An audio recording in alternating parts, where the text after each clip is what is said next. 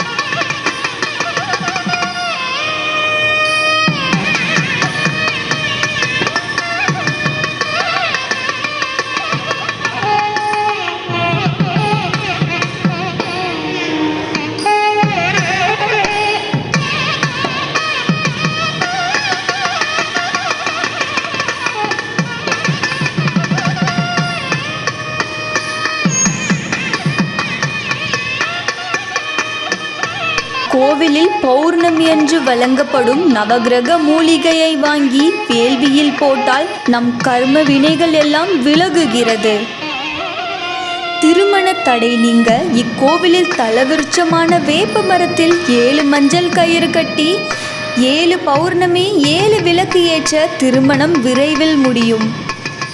பெண்களுக்கு சுகப்பிரசவமாக வேப்ப மரத்தில் வளையல் கட்டி வழிபடுகின்றனர். பில்லி, சூனியம், ஏவல், செய்வினை, ஏமாற்றம், காதல் தோல்வி, மனநிலை பாதிப்பு, எதிரி பயம், சொத்து பணம் பறிகொடுத்தல், வஞ்சனை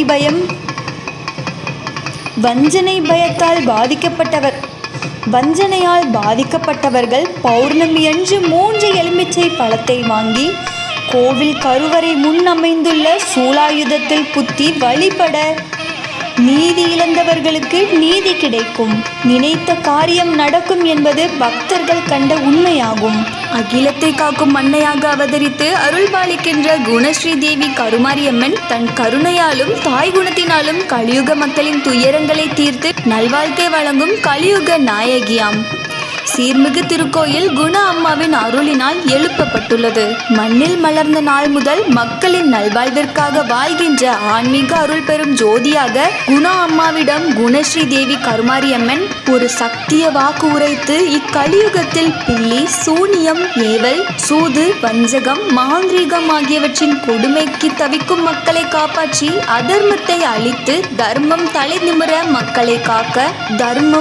நிமிர மக்களை காக்கும் மகாராசியாக கருணையோடு தீயவர்களை தண்டிக்கும் தேவியாகவும் உக்கிரத்தோடு வீற்றிருக்கிறாள். சில ஆண்டுதோறும் ஆடி 2ஆம் வெள்ளிக்கிழமை ஆடி திருவிழா மட்டும் கண்ணகியின் கால் சிலம்பை பக்தர்கள் கண்டு தொட்டு வழிபட்டு செல்கின்றார்கள். மற்ற நாட்களில் பார்க்க முடியாது. இந்த அபூர்வமான சிலம்பு கண்ணகி கார் சிலம்பு இதுவே என்று பக்தி பரவசம் அடைகின்றனர். ஒவ்வொரு மாத பௌர்ணமி அன்று மகா வேள்வி வளர்த்து அபிஷேக அலங்கார தீபாராதனை பூஜை நடைபெறும். இதில் கலந்து கொள்ளும் அனைவருக்கும் அம்மன் அருள் கிடைக்கும்.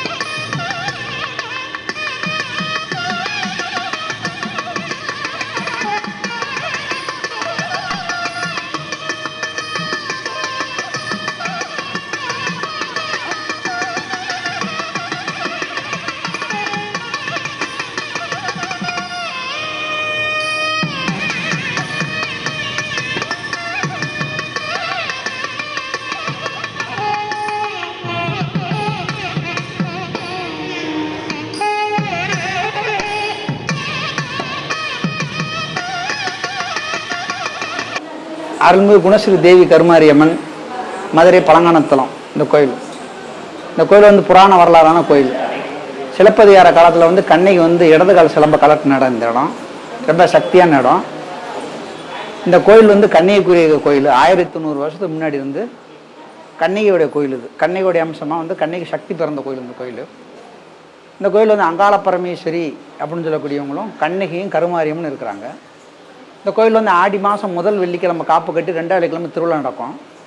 அந்த திருவிழாவில் என்ன பண்ணுவாங்க அப்படின்னு கேட்டிங்கன்னா, கருமாரியம்மனை வந்து கண்ணகியும் அங்காள பரமேஸ்வரி வந்து ஆடி மாதம் 2வது வெள்ளிக்கிழமை கருமாரியம்மனை கும்பிடுறதாக இந்த கோயிலில் ஒரு ஐதீகமாக இருக்குது. இந்த அம்மாள் வந்து எப்படின்னு கேட்டிங்கன்னா, ஆடி மாதம் உற்சவம் ரொம்ப சிறப்பாக நடக்கும். 15 நாள் ஆடி உற்சவம் ரொம்ப சிறப்பாக நடக்கும். இந்த கோயிலில் நிறையா சிறப்புகள்லாம் இருக்குது. இதில் முக்கியமானது கேட்டால் பிள்ளைக்கல்லுன்னு சொல்லக்கூடியது. அந்த பிள்ளைக்கல் அப்படின்னு சொல்லக்கூடிய பிள்ளை லிங்கம் அப்படின்னு சொல்லுவாங்க. சிவலிங்கம் சொல்லக்கூடிய சிவபெருமான் எத்தனையோ ஸ்தலங்களை குடிகொண்டிருக்கிறாரு. இந்த பாரத தேசத்தில் உலகம் பூரா குடிகொண்டிருக்கிறாரு. ஆனால் இந்த லிங்கம் என்ன, பிள்ளை லிங்கம் படுத்த மணிக்கே இருக்கும். இந்த லிங்கம் இது கங்கை பிறக்கக்கூடிய இடத்துல கங்கோத்திரி அப்படின்ற ஒரு இடத்துல இந்த லிங்கத்தை எடுத்துகிட்டு வந்தோம். அந்த பிள்ளைக்கல் அப்படின்னு சொல்லக்கூடியது இங்கே இருக்குது. அது பிள்ளை லிங்கம் அப்படின்னு சொல்லக்கூடியது பேர். வரலிங்கம், முத்திலிங்கம், மோட்சலிங்கம், போகலிங்கம், யோகலிங்கம் அப்படின்னு சொல்லி 5 லிங்கம் சொல்லுவாங்க. அந்த 5 லிங்கம் சேர்ந்தது லிங்கம். இந்த கல்லோட மகிமைன்னு கேட்டிங்கன்னா, குழந்தை இல்லாத பெண்கள்லாம் பௌர்ணமிக்கு வந்து சாயங்காலம் 5 மணிலேருந்து 9:30 மணிக்குள்ளே குழந்தை இல்லாத பெண்கள்லாம் வந்து இந்த கோயிலில் வந்து இந்த கல்லை என்ன செய்வாங்கன்னா, மடியில் கட்டி சேலை கட்டி குழந்தை இல்லாத பெண்கள் அந்த கோயிலை சுற்றி வருவாங்க. ஒவ்வொரு சுற்றிட்டு வரும்போது அந்த கல்லோட வெயிட்டு கூடும். நம்ம அபூர்வமாக நம்ம கண்ணால் பார்க்கலாம், அபூர்வமாக கூடும். அப்படி வந்து பௌர்ணமி அன்னைக்கு சுற்றிட்டு வரவங்களும் குழந்தை பாக்கியம் கிடைக்கணும் ஒரு ஐதீகம். அதே மாதிரி நிறையா இந்தியாவில் பூரா நிறையா பெண்கள்லாம் வந்து குழந்தை பாக்கியம் ஏற்பட்டிருக்கு. அதேமாதிரி எனக்கு ஆம்பளை பிள்ளையா பொம்பளை பிள்ளையாக பிறக்குது, எனக்கு ஆண் வாரிசு இல்லை, எனக்கு வெறும் பொம்பளை பிள்ளையாக பிறக்குது அப்படின்னு நினைக்கிறவங்களும் இந்த கோயிலில் வந்து இந்த அம்மாவை வேண்டிக்கிட்டு பௌர்ணமி அன்னைக்கு சாயங்காலம் 5 மணிலேருந்து 6 மணிக்குள்ளே இந்த கல்லை தூக்கி சுற்றுவாங்க. இந்த கல் ரொம்ப சிறப்பான கோயில். அம்பாலே வந்து சொல்லி கங்கோத்திரியில் கங்கை பிறக்கிற இடத்துல இருந்து நாங்கள் போய் 48 நாள் தவம் இருந்து இந்த பிள்ளை லிங்கத்தை கொண்டு வந்தோம். இந்த லிங்கத்தோட அதிசயம் என்னன்னு கேட்டிங்கன்னா, கலராக மாறும். 6 மாதத்துக்கு ஒரு கலராக 3 கலராக மாறும். வெள்ளையாக இருக்கும், நீல கலராக இருக்கும், கருப்பு கலராக இருக்கும். பெண்கள் தூக்கி சுற்றிட்டு போகிறாங்க பார்த்தீங்கன்னா, சுற்றிட்டு போகும்போதே பார்த்தீங்கன்னா அந்த நம்ம கல்லை பார்த்தோன்னா ஒரு குழந்தை மாதிரியே நம்ம எல்லாரும் கண்ணுக்கு தெரியும். தூக்குற எல்லா பெண்களும் என்ன சொல்லுவாங்கன்னு கேட்டிங்கன்னா, குழந்தை மாதிரியே இருக்குது அப்படின்னு சொல்லுவாங்க. தூக்கி வந்து குழந்தை இல்லைன்னு சொல்லி யாரும் வந்ததே கிடையாது. முழு நம்பிக்கையோட சுற்றிட்டு வருவாங்க. ஆம்பளை பிள்ளையாக இருந்தால் அம்பாளுடைய பேரும், பொம்பளை பிள்ளையாக இருந்தால் அம்பாளுடைய பேர் வைப்பாங்க. அதான் அந்த கோயிலில் எங்கேயும் இல்லாத சிறப்பான விஷயம். அடுத்து இந்த சூலாயுதம் அப்படின்னு சொல்லக்கூடிய சூலாயுதத்தில் வந்து இந்த பில்லி, சூனியம், ஏவல், செய்வனை, இந்த வைப்பு இப்படிலாம் சொல்லுவாங்க. இந்த கலியுகத்தில் நிறையா அதெல்லாம் நடக்குது. நிறையா பேர் அதெல்லாம் பாதிக்கப்படுறாங்க. அவங்களாம் 7 பௌர்ணமிக்கு வந்து இந்த 3 எலுமிச்சம்பழத்தை குத்தி அம்மாவை சுற்றி வளம் வந்தால் அந்த பில்லி, சூனியம், ஏவல்லாம் மறைஞ்சிரும் அப்படின்னு சொல்லுவாங்க. அதே மாதிரி என்னன்னு கேட்டிங்கன்னா, இந்த கோயிலேருந்து பிள்ளை தொட்டின்னு ஒன்று வாங்கிட்டு வருவாங்க. கண்டிப்பாக வாங்கிட்டு வரணும். அந்த பிள்ளை தொட்டி வாங்கிட்டு வந்தால் பூஜை பண்ணுவாங்க. பூஜை பண்ணிவிட்டு 7 சுற்றிட்டு அந்த பிள்ளைக்கல்லை கொண்டு என்ன செய்வாங்க, அந்த தொட்டியை கொண்டு போய் என்ன செய்வாங்க கேட்டிங்கன்னா, வேப்ப மரத்தில் தலைவரிசத்தில் கட்டுவாங்க. இந்த வேப்ப மரம் எப்படின்னு கேட்டிங்கன்னா, இமேல வேப்ப மரமே முளைக்காது. உயரமான இடத்துல வேப்ப மரம் இருக்காத ஒரு அதிசயம். இந்த வேப்ப மரம் எப்படின்னு கேட்டிங்கன்னா, எப்பயுமே பூவும் காயும் இந்த மரத்தில் இருக்கும். 12 மாதமும் இந்த மரத்தில் பார்த்தீங்கன்னா பூவும் காயும் காய்க்கும் ஒரு அதிசயமான மரம் இந்த மரம். இது வந்து எப்படின்னு கேட்டால், இமயமலையில் வந்து வேப்ப மரம் முளைக்காது. அங்கேருந்து எடுத்துகிட்டு வந்த இந்த விதை முத்து தான் இந்த வேப்ப மரம் அப்படின்னு சொல்லுவாங்க. அதே மாதிரி இந்த கோயில் என்ன கேட்டிங்கன்னா, இந்த விபத்து நடக்கும், இந்த சிக்கல் பிரச்சனை, வம்பு வழக்கு, இந்த கோர்ட்டு கேஸு, இந்த இடத்தகராறு, புருஷன் பொண்டாட்டி பிரச்சனைகள், பிரச்சனைகள், பிள்ளைகள் சரியாக படிக்கலை, எங்கள் குடும்ப வம்ச விருத்தி இல்லை, எங்களுக்கு நிம்மதியே இல்லை அப்படின்னு சொல்கிறவங்கலாம் இந்த சிகப்பு கயிறு, சக்தி கயிறுன்னு ஒரு கயிறு இருக்குது. அந்த கயிறை கையில் கட்டிட்டு போனாங்கன்னா அந்த மாதிரிலாம் வராது. முக்கியமாக விபத்துன்னு சொல்கிறாங்க, வாகன விபத்துக்கள், இந்த கொடிய நோயெல்லாம் வருது, வினோதமான நோய்கள்லாம் வரும், டாக்டரே கண்டுபிடிக்க முடியாது. அந்த நோய் உள்ளவங்களாம் அங்கே வந்து பௌர்ணமி வரைக்கும் தீர்த்தம் குடிச்சிட்டு போனாங்கன்னா அந்த நோயெல்லாம் நிறையா நோய்கள் அம்மா தீர்த்து விட்ருக்குறாங்க. தாய் கருமாரி அம்மா நிறையா நோய்களே அம்மா தீர்த்து வழிமுறையும் செஞ்சு கொடுத்துருக்குறாங்க. அதே மாதிரி திருமணம் ஆகாத பெண்கள் வந்து இந்த வேப்ப மரத்தில் மஞ்சள் கயிறு கட்டி 5 பௌர்ணமி வந்து அம்மாவை விளக்கேற்றி வழிபட்டாங்கன்னா அவங்களுக்கு திருமண வாழ்க்கையும் நடக்கும். அதே மாதிரி இந்த கோயில் என்ன கேட்டிங்கன்னா, சோப்பரசம் ஆகணும். இப்போ எந்த பிள்ளைங்க சோப்பரசம் ஆகிறதே கிடையாது. ஆஸ்பத்திரிக்கு போய்ட்டாலும் என்ன செய்கிறாங்க, டாக்டர் செய்கிறாங்க, சிசர் தான் பண்ணுறாங்க. எல்லா போனால் அதாவது அப்படிப்பட்டவங்க என்ன செய்கிறாங்கன்னா, பௌர்ணமிக்கு வந்து வளையல் கட்டி, இந்த மரத்தில் வளையலை கட்டி அம்மாவை வழிபட்டு போனால் சோப்பரசம் ஆகும் அப்படின்னு சொல்லுவாங்க. இது வந்து கன்னிகையோடைய ஆலயம். இந்த கீழே இருக்குது பார்த்தீங்களா ஒரு விக்கிரகம், அதுதான் வந்து அகோரமான விக்கிரகம். அந்த விக்கிரகம் கீழே இருக்கிறது அதுக்கு ரொம்ப சக்தி. அது எப்படின்னு கேட்டிங்கன்னா, பௌர்ணமி அன்னைக்கு மட்டும் தான் கவசத்தை நீக்கிடுவோம். எப்பயும் பார்த்தீங்கன்னா வந்தீங்கன்னா அந்த கோயிலில் வந்து கீழே இருக்கக்கூடிய அந்த அம்மனுக்கு வந்து கவசம் போட்டு மூடியிருப்போம். பௌர்ணமி அன்னைக்கு 5 மணிலேருந்து 9 மணி வரைக்கும் அந்த கவசத்தை நீக்கிடுவோம். கவசம் இல்லாமல் பார்க்கலாம். அதாவது ஒரு வருஷத்துக்கு 12 நாள், அதாவது ஒரு பௌர்ணமிக்கு மட்டும்தான் இந்த கீழே இருக்கக்கூடிய அம்மனுடைய கலசத்தை நீக்குவோம். அந்த அம்மாளுக்கு அவசியம் பண்ணால் பால் நீல நிறமாக காய்ச்சி கொடுக்கும். 6 மணிக்கு அந்த கீழே இருக்கக்கூடிய அந்த விக்கிரகத்தை பார்த்தீங்கன்னா வெள்ளை கலராக இருக்கும். ஒரு 8 மணிக்கு பார்த்தீங்கன்னா நீல கலராக இருக்கும். ஒரு 8 மணிக்கு மேலே பார்த்தீங்கன்னா கீழே இருக்க விக்கிரகத்தை பார்த்தீங்கன்னா கருப்பு கலராக மாறும். அதான் கருமாரின்னு சொல்கிறாங்க இல்லையா, உருமாறி வரக்கூடியவங்க. அந்த கீழே இருக்கக்கூடிய அம்பாளுடைய விக்கிரகமே பார்த்தீங்கன்னா இப்போ பாருங்கள் நீளமாக இருக்கும். ஒரு 6 மணிக்கு வந்து பார்த்தீங்கன்னா அது கொஞ்சம் பார்க்குறேன்னா சாம்பல் நிறமாக இருக்கும். ஒரு 8 மணிக்கு மேலே பார்த்தீங்கன்னா அந்த கீழே இருக்கக்கூடிய அந்த விக்கிரகம் என்ன கேட்டிங்கன்னா கருப்பு கலராக மாறிடும். அப்படி சக்தியான இடம். அப்படி பௌர்ணமி மட்டும்தான் அதை பார்க்கணும். அந்த அம்மா பௌர்ணமி கூட தலைவிரி குளத்தோடு இருப்பாங்க.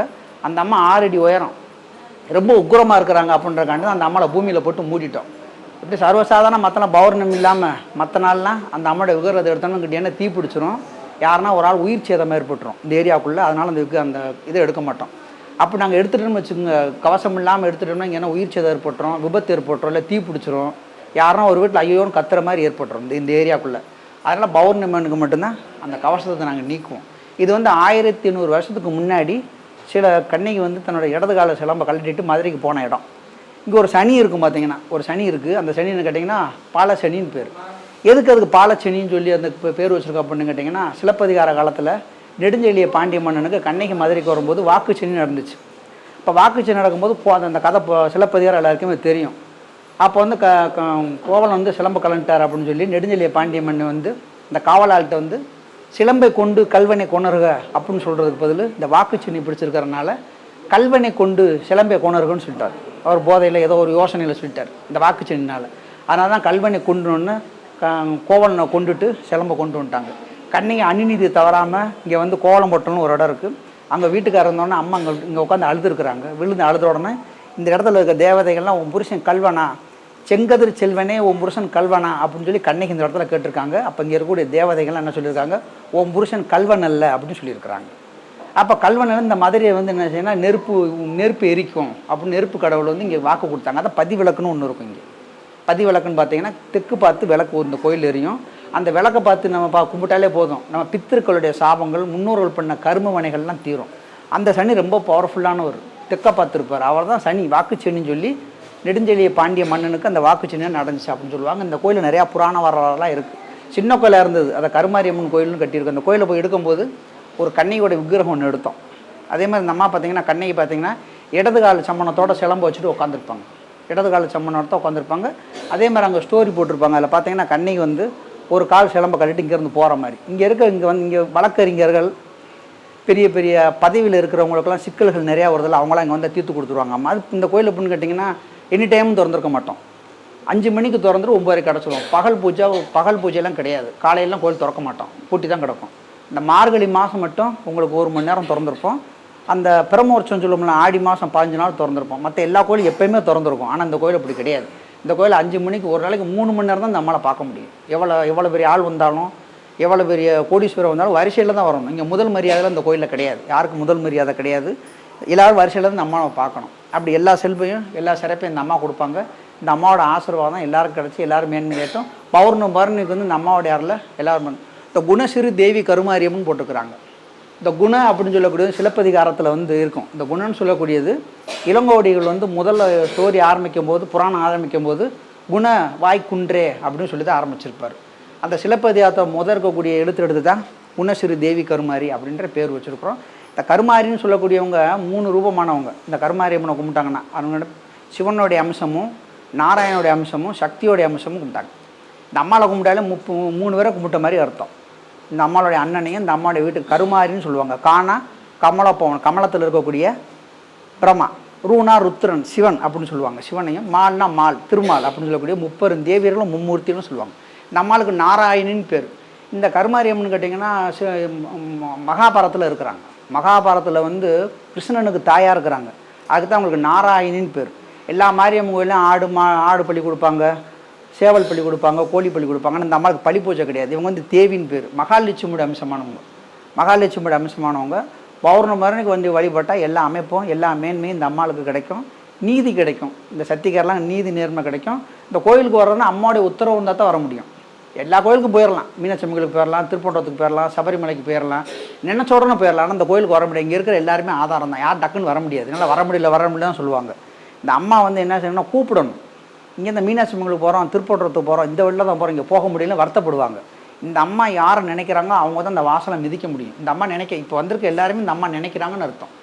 நினைக்காம இந்த அம்மா நினைக்காம இந்த இடத்துக்கு வர முடியாது. அப்படி சக்தி ஸ்தலம் அப்படி சொல்லுவாங்க.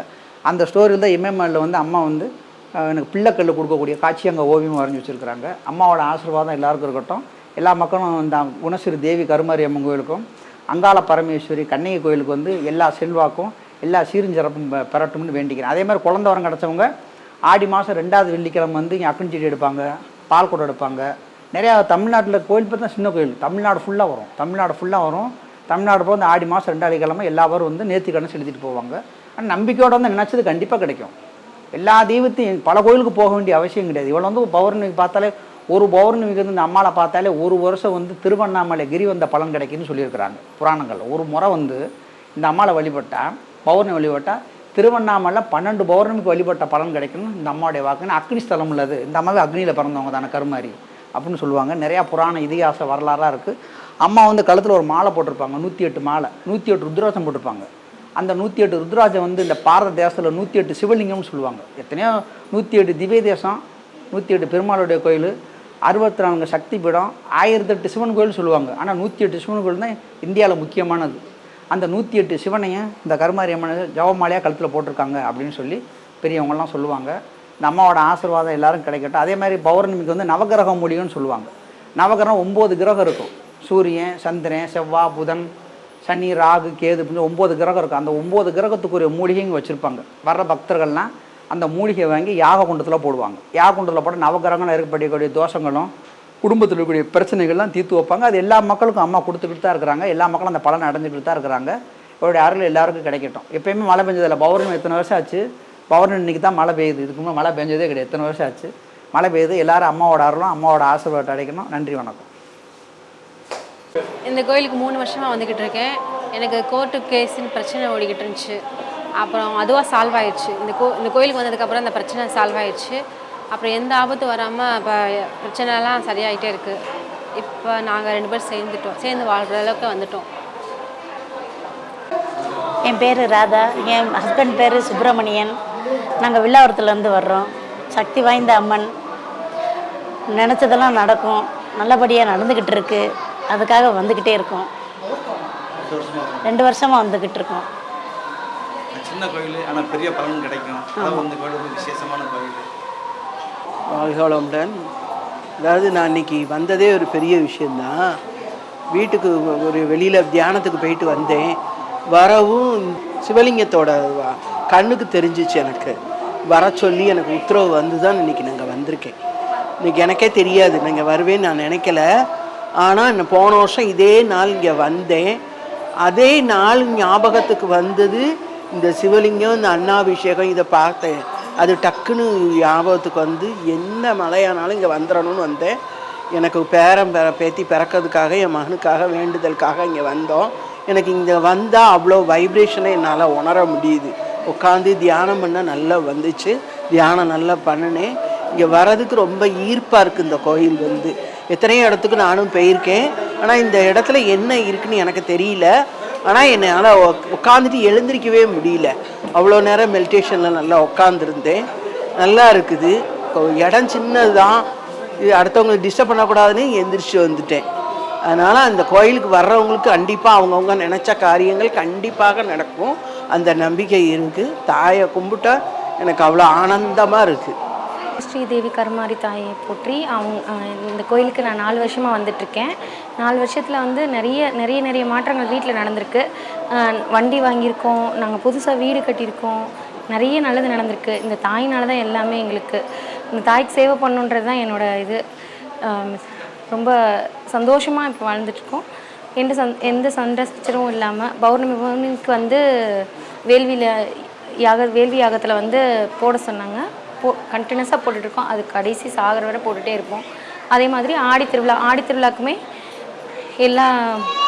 எல்லா நாளும் வந்து தாய்க்காக சேவை செய்யணுன்றது தான் எங்களோடது. ரொம்ப நன்றி. வணக்கம், என் பேர் சுமதி. நான் பழங்கானத்துலேருந்து வரேன். 14 வருஷமாக அம்மா அப்பாவுக்கு வந்துக்கிட்டு இருக்கேன். இதில் வந்துட்டு எங்களுக்கு என்னென்ன விஷயங்கள் நடந்திருக்குன்னு சொல்கிறதுக்கு நிறைய இருக்குது.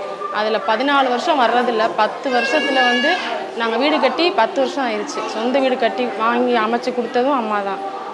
எனக்கு ஒரு பொன் குழந்தை, ஒரு பையன் இருக்கான். அவங்களோட வளர்ச்சி, படிப்பு, ஆரோக்கியம் எல்லாமே அம்மா தான்.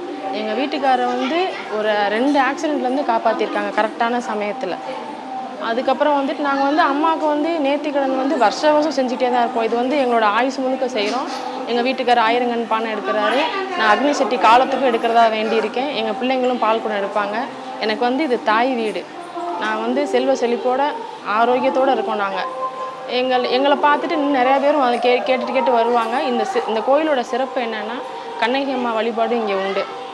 நம்ம வருஷம் ஆடி திருவிழாவுக்கு கண்ணகி அம்மா ஊர்வலம் வருவாங்க. அந்த சிலம்பை கையில் ஏந்திட்டு வருவாங்க. அது ரொம்ப சிறப்பு நம்ம கோவிலில். நீதித்துறைக்கு ரொம்ப விசேஷமான இடம். பிள்ளைக்கல் ஏந்தி 7 முறை பௌர்ணமி சுற்றி வரும்போது அவங்களுக்கு குழந்தை பாக்கியம் கிடைக்கிது. ஏகப்பட்ட பேருக்கு இரட்டை குழந்தை பிறந்திருக்கு. சீக்கிரமே குழந்தை உண்டாயிருது. காலதாமதம் இல்லாமல் அவங்க வேண்டி வந்து அந்த 11 பௌர்ணமிக்கு வரணும். அதுக்கு முன்னாடியே வந்து குழந்தை தங்கிடும். ஒரு 4-5 பௌர்ணமியிலே குழந்தை தங்கிடும். வரும்போது குழந்தையோட அந்த குழந்தை பிறந்து 30 நாள் முடிஞ்சு வரும்போது அவங்க வந்து அம்மா கொலுசு எடுத்துகிட்டு வருவாங்க அந்த சந்தோஷத்தோட. இது நம்ம கோயிலோட ஐதீகம். ரொம்ப வருஷமாக நான் வந்துட்டுருக்கேன். எனக்கு வந்து இது தாய் வீடு மாதிரி எனக்கு இது. எங்கள் அம்மா வந்து நாங்கள் 4 பேர் இல்லாமல் அம்மா சேர்த்து 5 பேர் எங்கள் வீட்டில். ஓம் குணஸ்ரீ தேவி கர்மாரியம்மா குணாம்மா தாயே போற்றி. இந்த கோயிலில் பார்த்திங்கன்னா இந்த கோயிலில் பார்த்திங்கன்னா 4 பெண் தெய்வங்கள் இருக்காங்க. முதல் தெய்வம் வந்து கர்மாரியம்மன் இருக்காங்க. 2வது தெய்வம் வந்து கண்ணகி அம்மன் இருக்காங்க. 3வது தெய்வம் வந்து அங்காள பரமேஸ்வரி இருக்காங்க. 4வது தெய்வம் வந்து பார்த்திங்கன்னா குணாம்மான் இருக்காங்க. இந்த கோயில் பார்த்திங்கன்னா ஒவ்வொரு பௌர்ணமிக்கும் பெண்கள் வந்து இந்த கோயிலோட சிறப்பு என்ன பார்த்திங்கன்னா, பெண்கள் வந்து பிள்ளைக்கல் தூக்குவாங்க. பிள்ளைக்கல்னால் பார்த்திங்கன்னா நம்ம அம்மா ஆல்ரெடி சொன்ன மாதிரி தான், பெண்களோட கருவறையில் இருக்க மாதிரியே அந்த கல் இருக்கும். அந்த கல்லை வந்து என்ன பண்ணுவாங்கன்னா, ஒவ்வொரு பெண்களும் இந்த மடியில் வச்சு 7 முறை சுற்றி வருவாங்க. அந்த எந்தெந்த பெண்கள் சுற்றுறாங்களோ அந்த பெண்களுக்கு எல்லாமே பார்த்திங்கன்னா குழந்தை பாக்கியம் கட்டாயமாக அந்த அம்மா கொடுத்துருவாங்க. இந்த கோயிலில் வந்து ஏகப்பட்ட பெண்கள் வந்து குழந்தை வரம் பெற்றிருக்காங்க இந்த அம்மாட்ட. இந்த அம்மா வந்து ரொம்ப வந்து அன்பானவங்க, ரொம்ப பாசமானவங்க. இவங்க பார்த்திங்கன்னா இந்த அம்மா மேலே அன்பு வச்சிங்கனாலே போதும், இந்த அம்மா வந்து உங்கள் கூடயே இருப்பாங்க. நீங்கள் எங்கே போனீங்கனாலுமே இந்த அம்மா கூடயே வருவாங்க. இந்த தெய்வம் வந்து ரொம்ப சக்தி வாய்ந்தவங்க.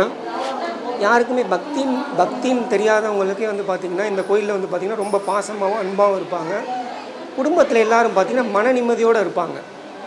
இந்த தாய் வந்து என்ன பண்ணுவாங்கன்னா, இந்த கருமாரியம்மன் பாட்டு இருக்குது பார்த்திங்களா, அந்த பாட்டில் என்ன அந்த கருமாரியம்மனோட பாட்டில் என்னென்ன வரிகள் வருதோ அத்தனையும் ஒரு குடும்பத்துக்கு வந்து நன்மை செய்வாங்க. முதல்ல வந்து பார்த்திங்கன்னா கை கால் சுகத்தை கொடுப்பாங்க. அடுத்து பார்த்திங்கன்னா செல்வத்தை கொடுப்பாங்க. வாழ்கிறதுக்கு தகுதியான வாழ்கிறதுக்கு வாழ்க்கைக்கு என்னென்ன தேவைகள் வேணுமோ அத்தனை இந்த தாய் கொடுப்பாங்க. இந்த கோயிலுக்கு வந்தீங்கனாலே மன நிம்மதி கண்டிப்பாக கிடைக்கும். யாராக இருந்தாலும் மன நிம்மதியோட இந்த கோயிலுக்கு படி எடுத்து வைக்கிறவங்களே பார்த்திங்கன்னா, கால் எடுத்து வைக்கும்போது பார்த்திங்கனாலே மன நிம்மதி இல்லாமல் தான் வருவாங்க. ஆனால் அந்த கோயிலுக்கு வந்ததுக்கப்புறம் பார்த்திங்கன்னா மன நிம்மதியோடு தான் இருப்பாங்க. கை கால் சுகத்தை கொடுப்பாங்க. இந்த கோயிலில் முதலுமே உடம்பு வந்து ஆரோக்கியமாக இருப்பாங்க.